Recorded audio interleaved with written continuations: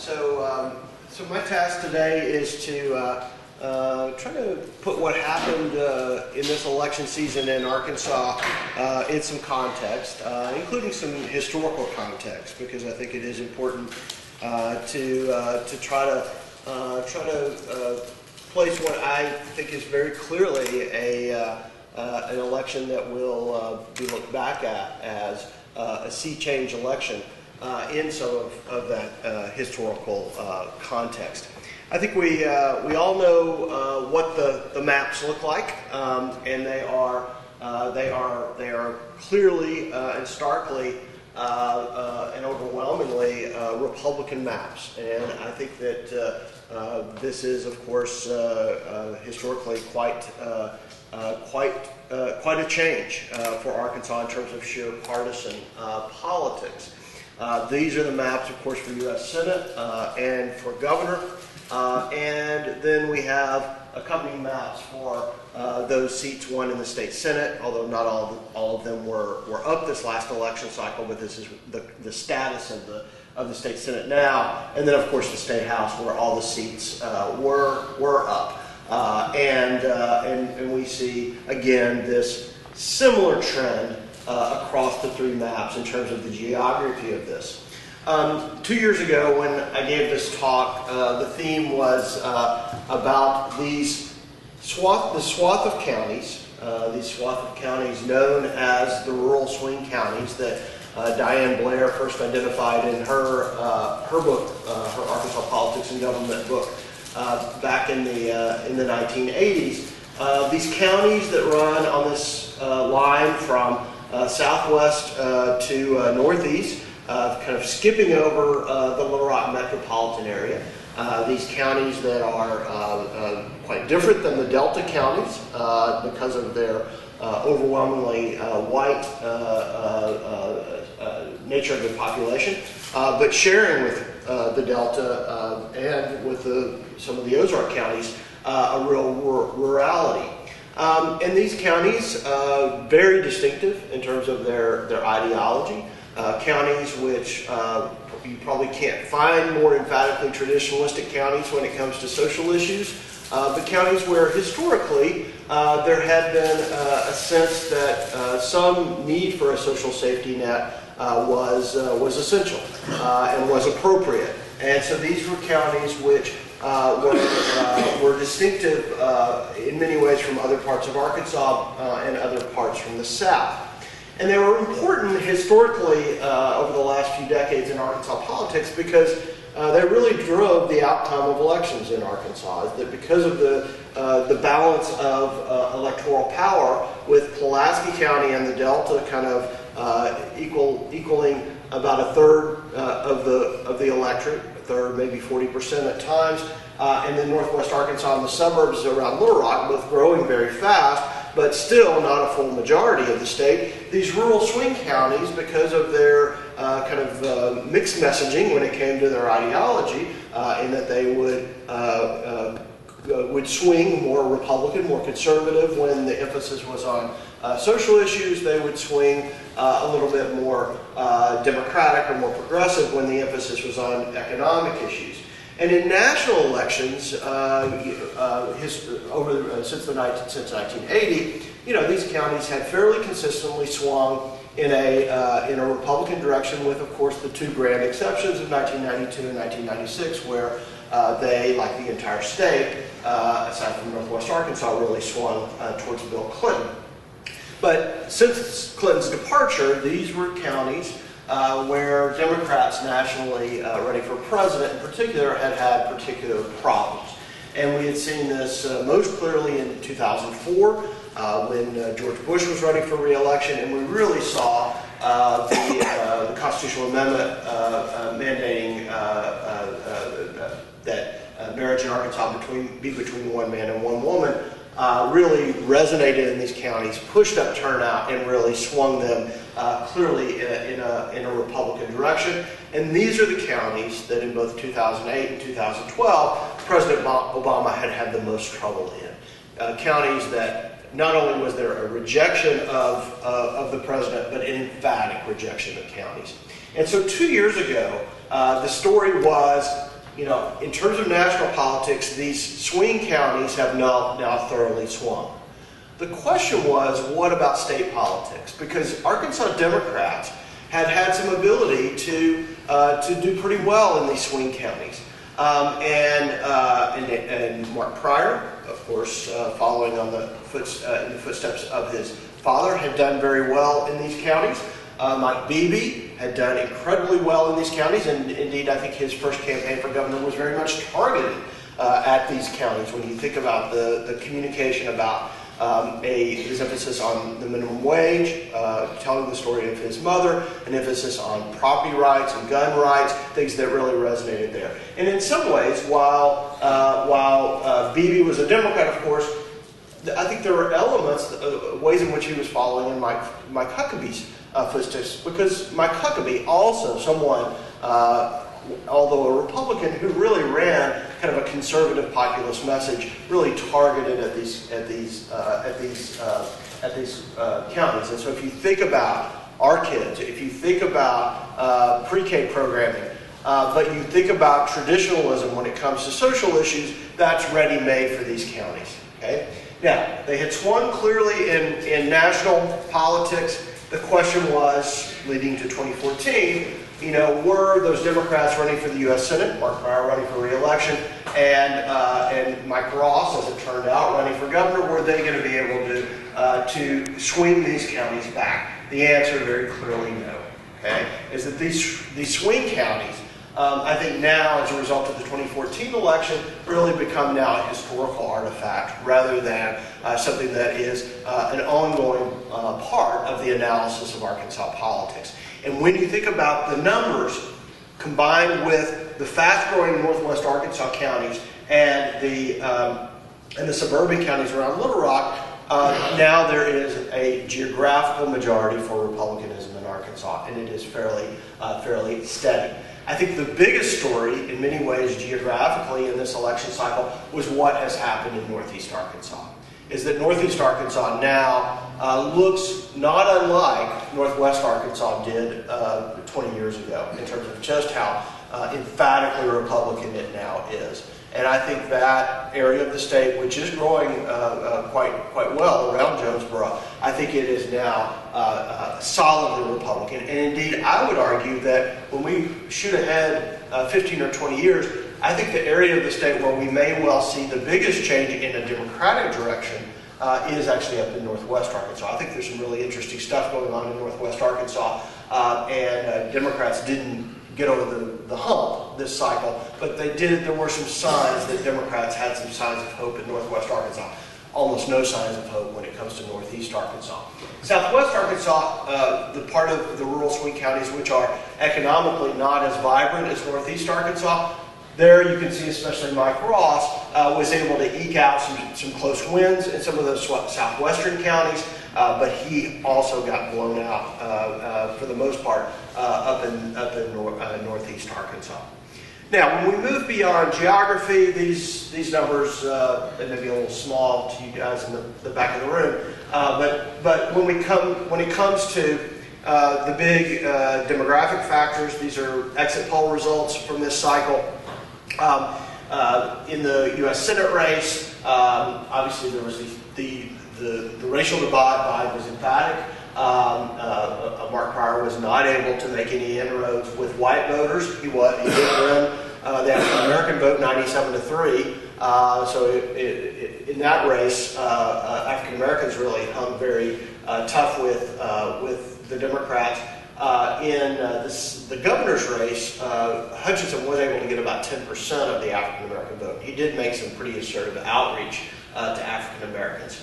In terms of gender, there was a small gender gap, but both women and men supportive of the Republican candidates up and down the ticket. And then the only glimmer of positive news for Democrats, and it's bad news, but it's just not as bad as most of the other news. The youngest voters were those voters who were most open to voting Democratic, and even though Tom Cotton won the youngest part of the electorate, it was the closest. And so there is at least a little glimmer looking to the future there. And so the two glimmers of hope, and they're minor, looking at the future, are the fact that some younger voters do seem to be open to voting Democratic, and we do see some fast-growing areas of the state, especially in northwest Arkansas, where the Democrats maybe begin to get a little bit of a toehold for the future. I think we have to just recognize just how emphatically bad the Obama era has been for Democrats in Arkansas. And that, when we think about the Arkansas vote in 2014, just as when we looked at the Arkansas vote in 2012, these were elections in which Barack Obama was front and center. And even though his name was not on the ballot in 2014 the way it was in 2012, he still drove a lot of the outcomes in Arkansas. And just to read it, the exit poll data, do you approve or disapprove of the way Barack Obama is handling his job as president? Arkansans split 68 to 30 disapprove. And importantly, and naturally, the vote in the U.S. Senate and all the other races really split, driven by that. Tom Cotton wins. Those folks disapproving of the president's performance, 80 to 16. And when you have that kind of disapproval and that kind of cohesion in that vote, it's a real problem. And I think what's interesting is when you look at the county level results, looking at the 2012 Obama vote at the county level, and then the votes in 2014 for the U.S. Senate and for governor, the correlations are just incredibly strong. Is that perfect correlation, as you guys know, is plus 1.0. Here we see in the U.S. Senate correlation between the 2012 vote for Obama, the 2014 vote for Mark Pryor, 0.968. Okay, that's almost a perfect correlation. This is this is really strong stuff. A little bit weaker in the governor's race, it makes sense. I think that Mike Ross was able to kind of differentiate himself just a little bit from the national scene, but even there, you have a very statistically significant story. And then finally, I think the way that the Obama era has reshaped Arkansas is in terms of party identification. This is the exit poll data. How do you think of yourself as a Democrat or Republican or an independent? When the Obama era began, the healthy plurality of Arkansans considered themselves Democrats. They are now a decided underdog. Now a full third of Arkansans call themselves Republicans, and just as importantly, about 40% call themselves independents. And when asked the follow-up question, do you lean towards the Democrats or the Republicans? They mostly say they lean Republican. So in many ways, you add to this 33%, a big chunk of this other 39%, and there is now, I think, as a result of the transformations in the state over the last few years, some of which are demographic, but some of them are also reactions to the National Democratic Party under the leadership of President Obama. You now have a clear working majority for the Republicans in Arkansas, both at the individual level and then at the geographical level. Okay. Now, to tie this to historical trends a little bit, and this kind of builds on some stuff that I wrote in a column in the Arkansas Times a couple of weeks ago. So some of you have probably seen it before, but I just wanted to, because we are at the Old State House, I think it's important to think about, how does this election really kind of fit into the Arkansas political tradition. And I think that there really are four defining traits of the Arkansas political tradition over the last 50 or 60 years. Is that, compared to most states, most places, Arkansas has expressed an ongoing provincialism. It also is a state where politics has been intensely personal. It is a state that has had this defining ideology, populism, which I'll talk a little bit more about in a minute, that I've already briefly mentioned. And then when push comes to shove, and when it comes to kind of getting the people's business done, it's a state with a government that is pretty emphatically pragmatic, is that it just gets it done. Okay, so I want to talk about each of these four, and I think the election results from 2014 really make pretty clear that the first three are really now historical remnants in Arkansas's political tradition. The big question mark, what about pragmatism moving forward? You know, Arkansas has been provincial in expressed its provincialism in a couple of different ways. You know, I think as many of us know, you know, Arkansas is a place where there was a real sense that we just didn't need the outside world, right? And a real rejection of outsiders, especially when they began to stick their nose into Arkansas's business. And obviously the events of 1957, the most stark illustration of that, but I think again and again and again, this notion that Arkansas could really rely on itself was part of who we were as a political people. And I think this played out in politics in a couple of different ways. One, I think that again and again we have seen successful campaigns by those candidates who really emphasized their Arkansas ties and really differentiated themselves, disconnected themselves from national trends. And I think it's safe to say that the Pryor family, going back to the 1970s, was about as good as it came when it came to emphasizing this notion of Arkansas comes first. And you know, I think that David Pryor learned a big lesson in 1972 when he lost his U.S. Senate runoff to John McClellan, and he really got hammered by John McClellan, who played the homer card and really said, you know, this guy is getting bought off by out-of-state labor unions. And so out of that, you know, David Pryor never got on the wrong side of Arkansas's provincialism again. And this mantra of Arkansas comes first really was the defining characteristic of David Pryor's campaigns for re-election, election and re-election after that. And he would hammer those opponents who tried to rely on outsiders coming in.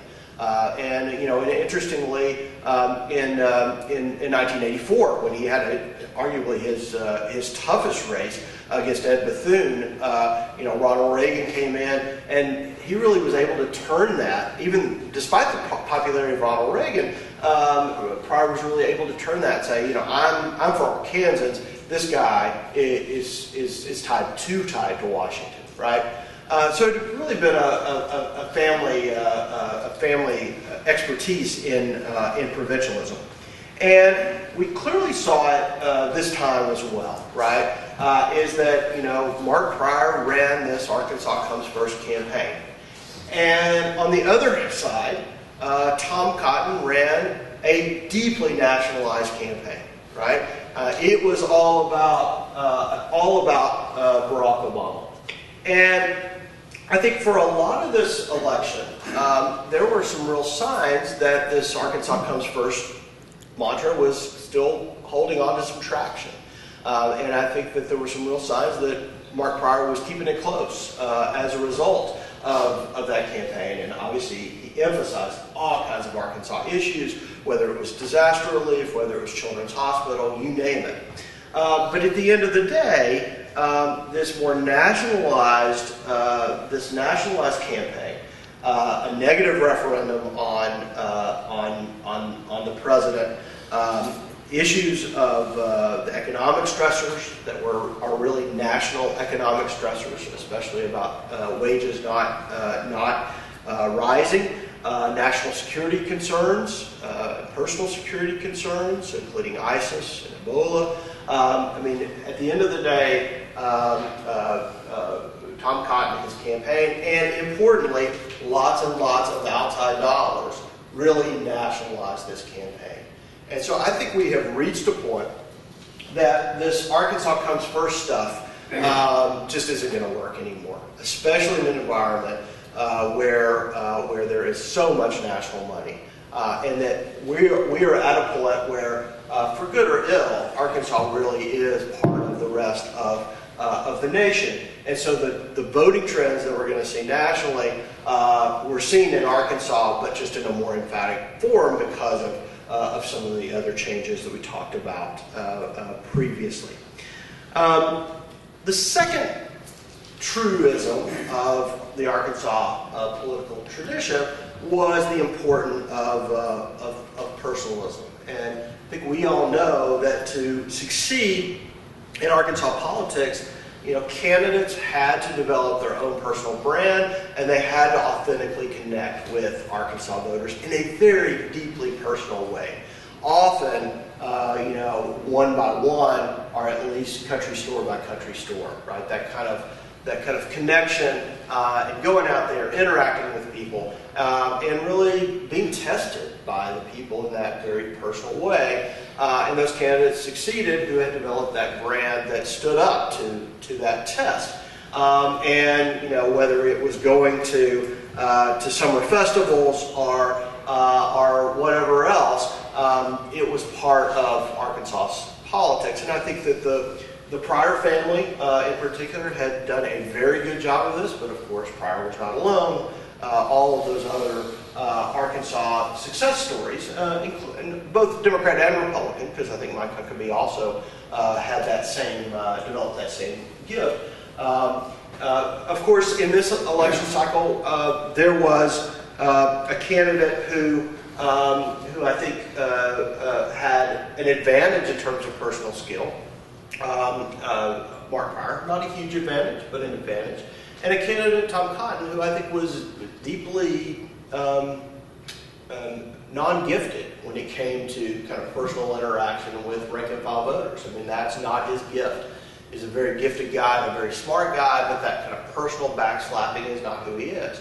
And of course, famously, the Pink Tomato Festival incident, in which Tom Cotton skipped that event, went to California, and raised some dollars with Koch brothers and Koch brothers related folks, while Mark Pryor was there slopping in pink tomatoes. That was in many ways kind of the moment of this campaign that really kind of summed up some of this story. At the end of the day, despite the efforts of the Pryor folks to use that against Cotton, it ultimately didn't matter. The other thing way in which we've seen this personalism play out is that Arkansas, compared to other places, did ticket splitting like nobody's business, right? Is that Arkansans, were very picky as they went down the ballot. They paid attention to who the distinctive candidates were. They were able to delineate in a way that separated these individual races with an emphasis on the personalities, the distinctive personalities of those candidates. In this race, when we look at the correlations at the county level between the U.S. Senate race and all the other races on the ballot, we could have just picked one and looked at those correlations. These are almost perfect correlations. There was almost no ticket splitting in this election cycle in these state races. The only race where you can see any hint of ticket splitting was the Attorney General's race. And it was a race that, because of the personalities of the candidates and some of their personal attributes, it did kind of end up standing alone a little bit. But even that race had a very strong correlation. Obviously, Attorney General-elect Rutledge was a deep beneficiary of a state tie that she was watched in on. I think in a normal, old-style Arkansas election, she would have not been able to survive. But I think she benefited greatly from this demise of personalism and this straight ticket voting. And unfortunately for Democrats, of course, this straight ticket voting is in a way that Democrats are on the losing end in all these races. You go below the state level, really down to the state legislative races, it's the same story. One of the Democrats' kind of success stories this cycle was Clark Tucker's win up in the Heights. his vote in precinct by precinct almost exactly the same as Mike Ross and Mark Pryor. They won about 53% in that district. He won 53% in that district. So there really is just emphatic straight ticket voting. Okay?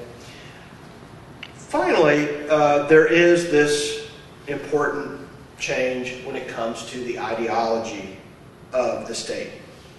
And this populism, which I've talked a bit about before, was something that I think really did distinguish Arkansas from other states around it. Arkansas was not as individualistic as the states to our Midwestern neighbors, to our northwest, and Texas to our southwest. But at the same time, we were not as traditionalistic as those states to our southeast. We were a little bit different. And this populism that we see most clearly defined in these rural swing counties was where it was going on. In that, you know, Arkansas also had this desire for supporting government programs that would take care of the little guy, okay? Especially when during times of real test. Now, was there an individualist element to this? Of course. This was a state where there's a great focus on self-reliance, but especially in times of need, those who are economically challenged deserved, in the eyes of Arkansans, a little bit of help, at least to provide some social safety net.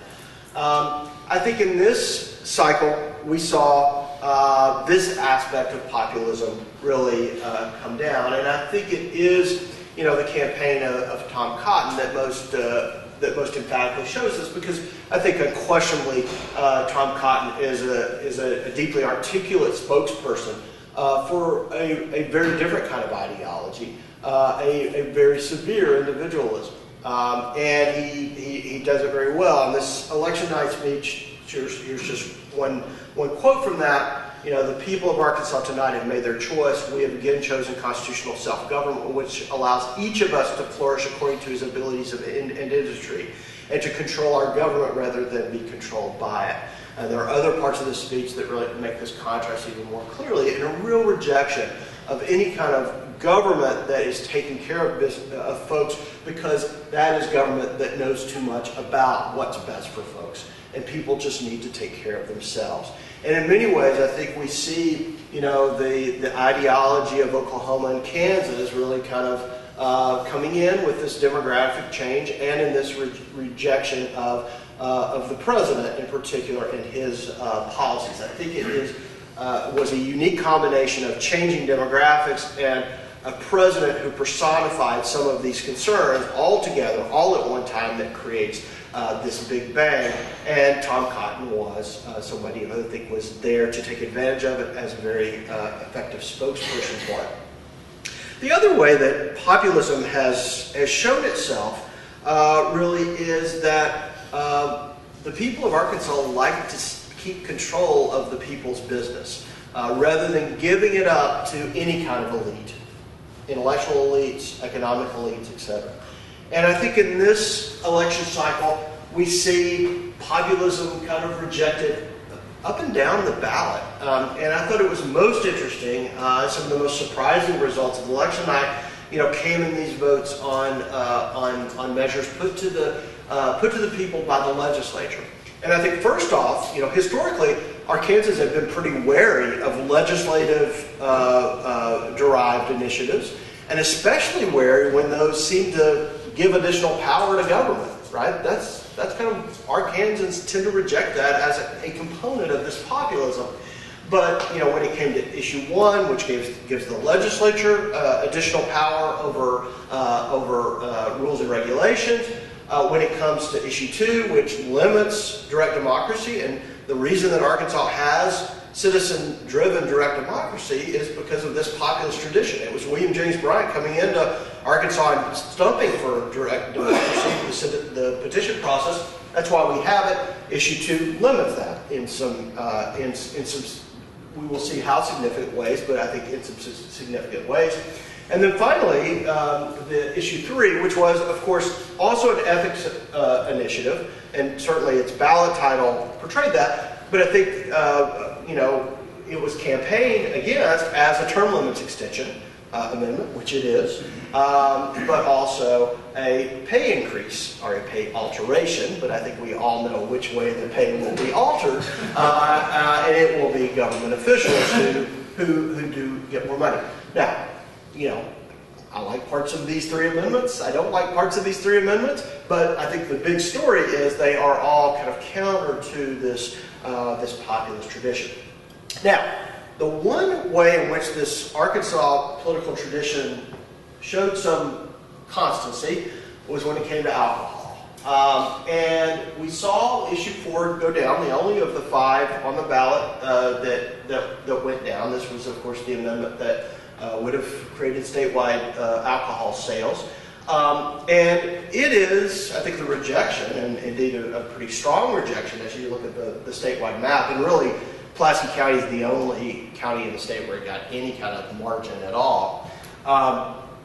The rejection of the alcohol amendment, I think, was in some ways a last gasp of provincialism, because it was run against as a end of local control, and also populism, because obviously the traditionalism of when it came to social activities like alcohol, obviously a component of populism, and taking away the vote of the people at the local level, also an element of populism. So I do think this was the one place that this grand Arkansas political tradition was expressed. This looked like Arkansas. Some of this other stuff did not look like Arkansas. The big question, of course, is what about pragmatism? What about this important tradition that whether it's Democrats or Republicans, Arkansas's government finds some ways to be creative and get things done in the interest of the people. And the private option is in many ways the consummate example of Arkansas pragmatism. And I think the big question that we have left, and obviously it's the multi-$100 million question and the 220,000 plus people question, is does the private option survive? And that's what we're going to find out in the coming months. There are all kinds of pragmatic arguments for its survival.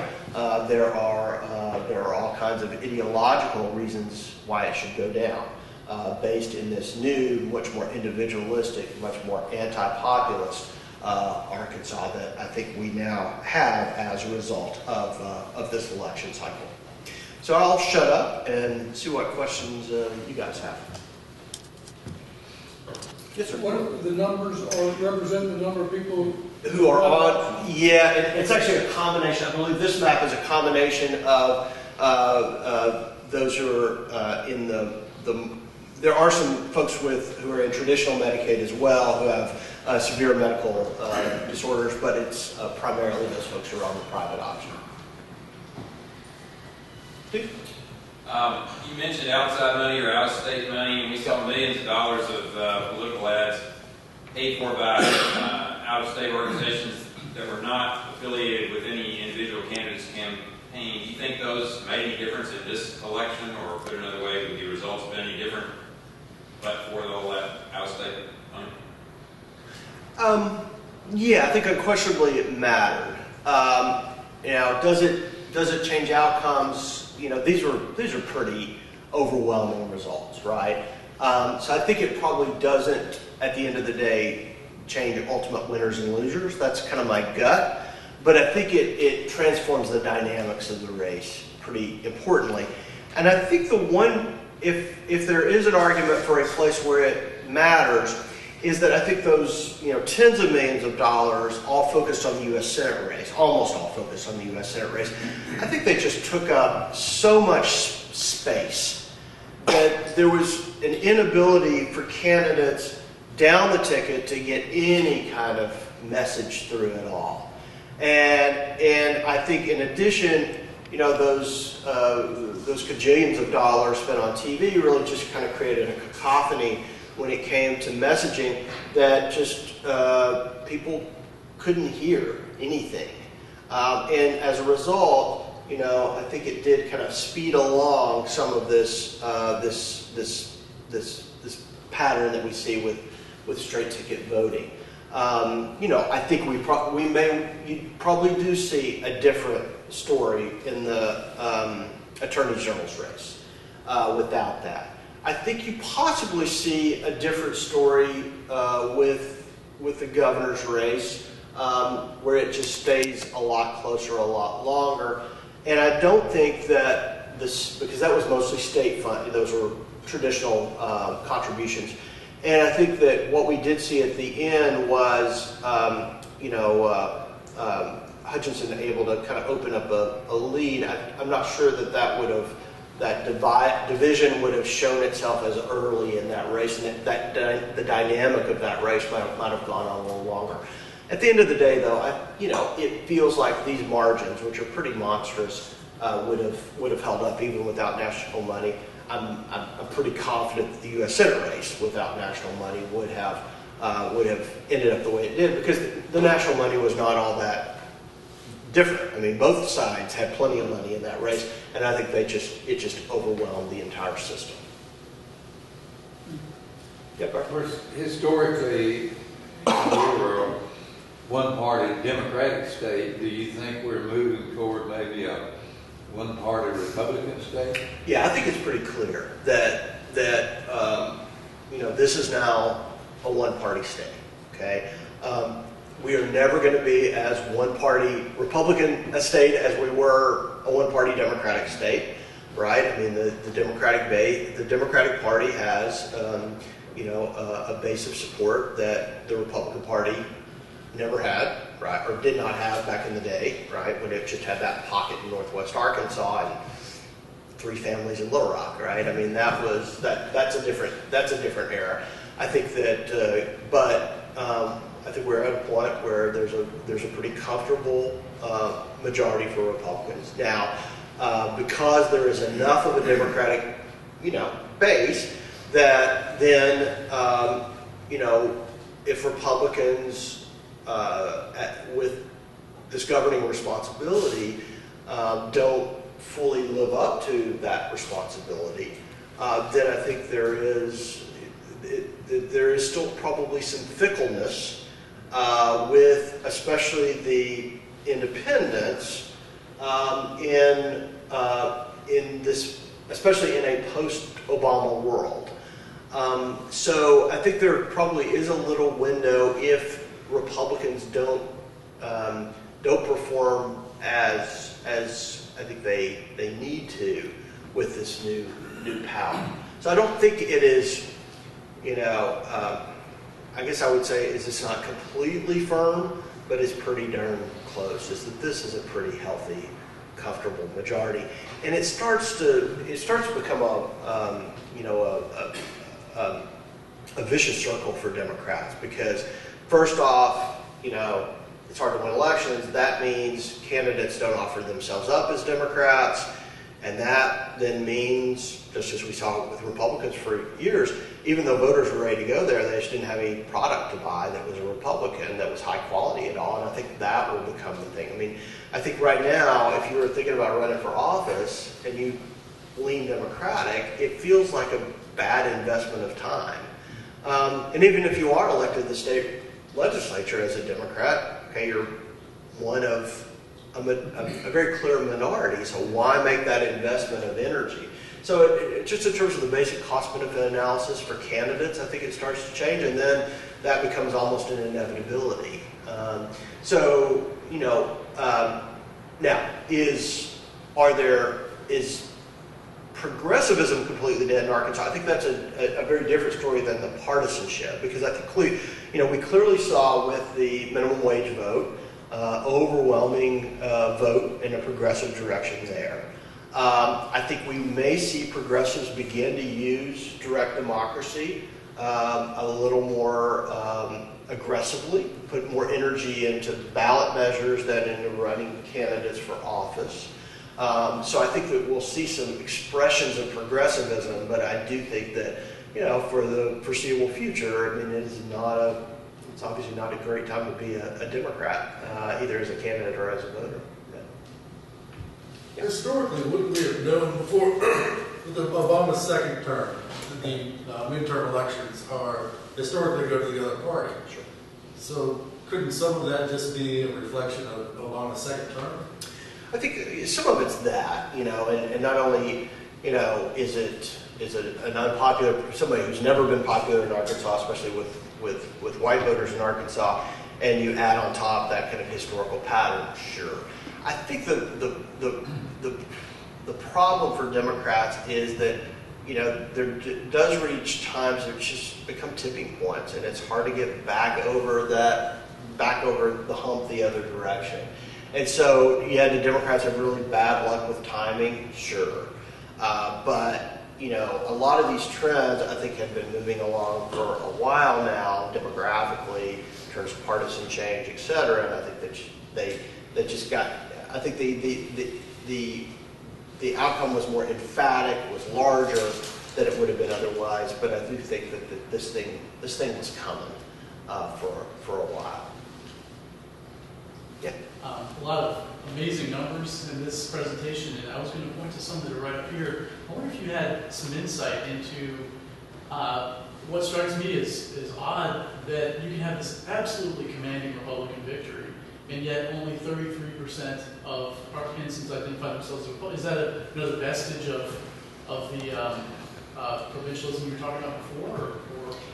Yeah, I think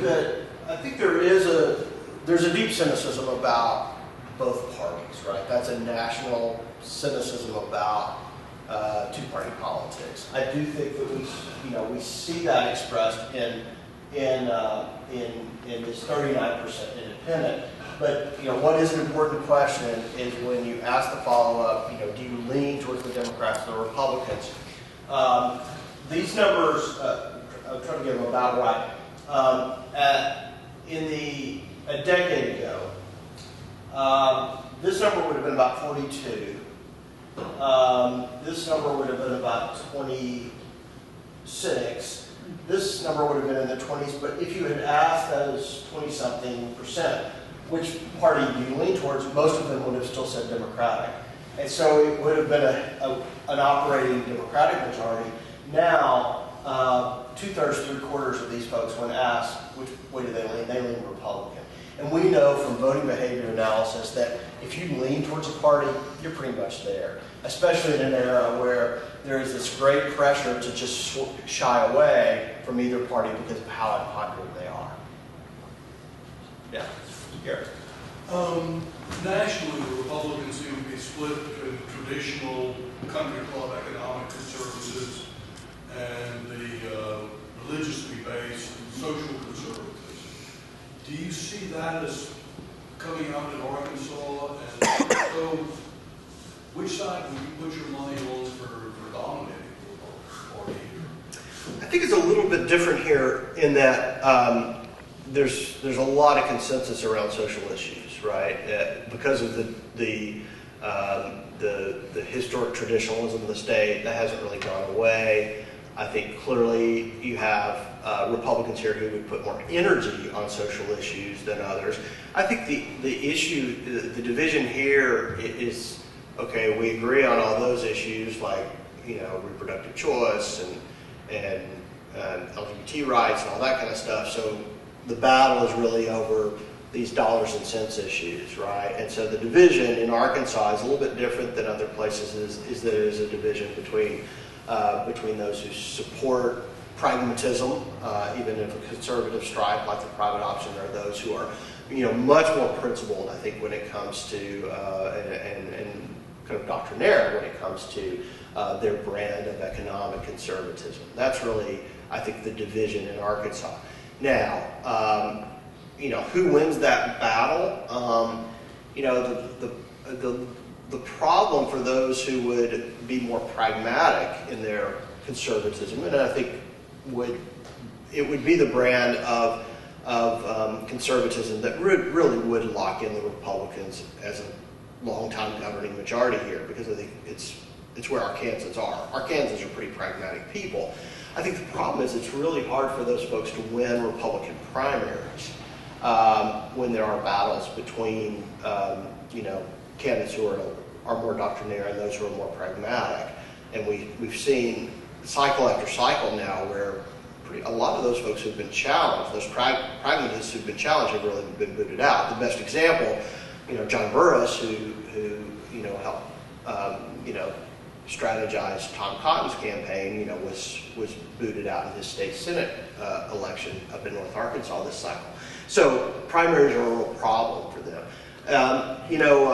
Tom Cotton's such an interesting guy because he's kind of, he's somebody that everybody kind of likes a little bit, at least on paper, in that he appeases at the national scene, he appeases national security conservatives because of his own credentials and a lot of his rhetoric around national security.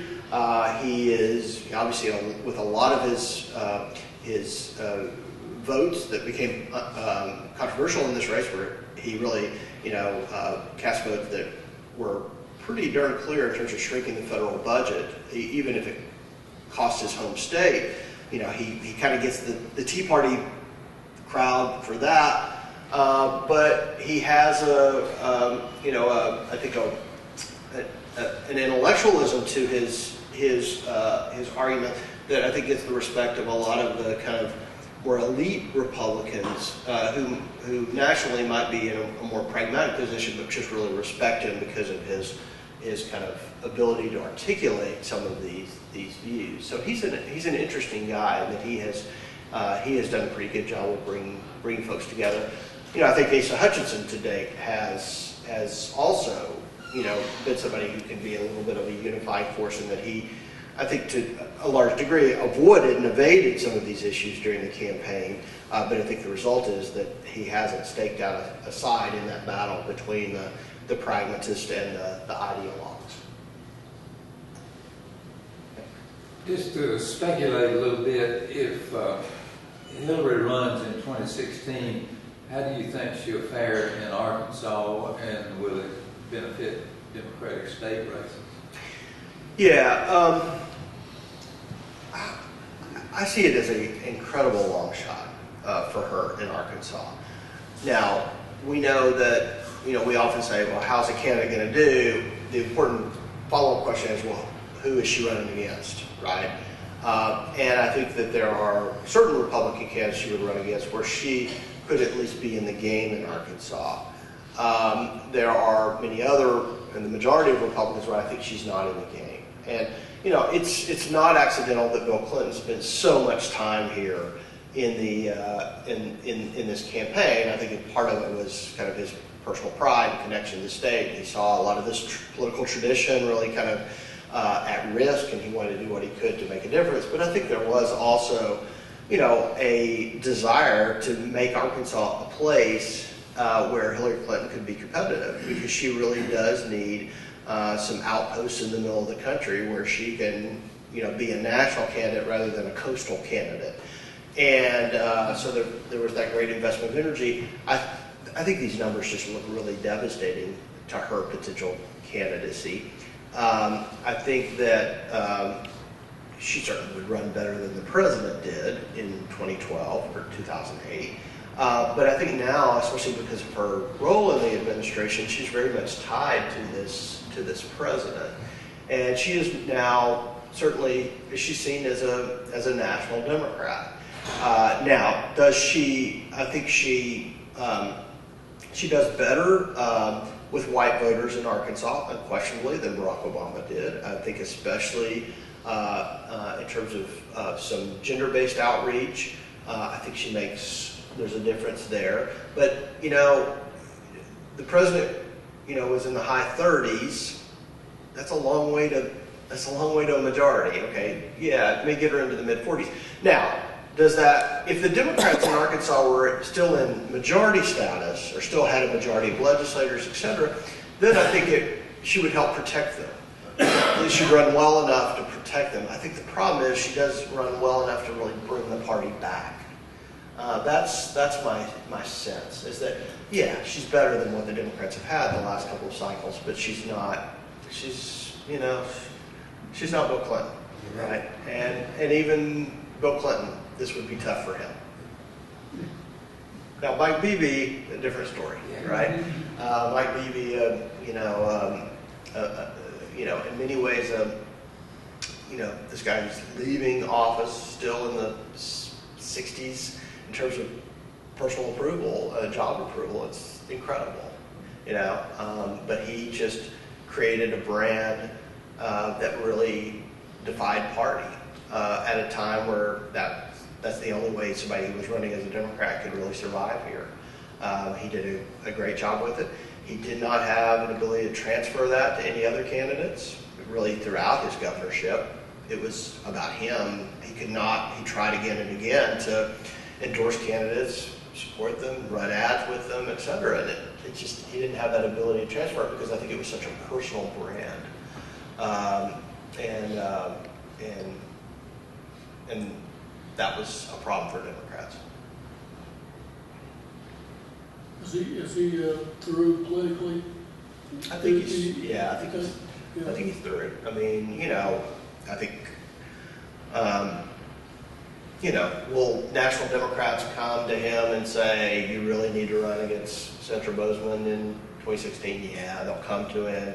I just don't think that will happen. I think it will be shocking.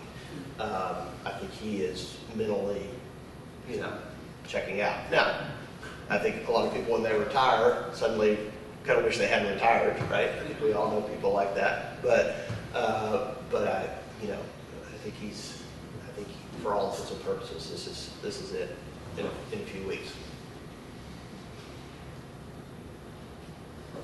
Thanks. All right. Thank y'all. Thanks for being here.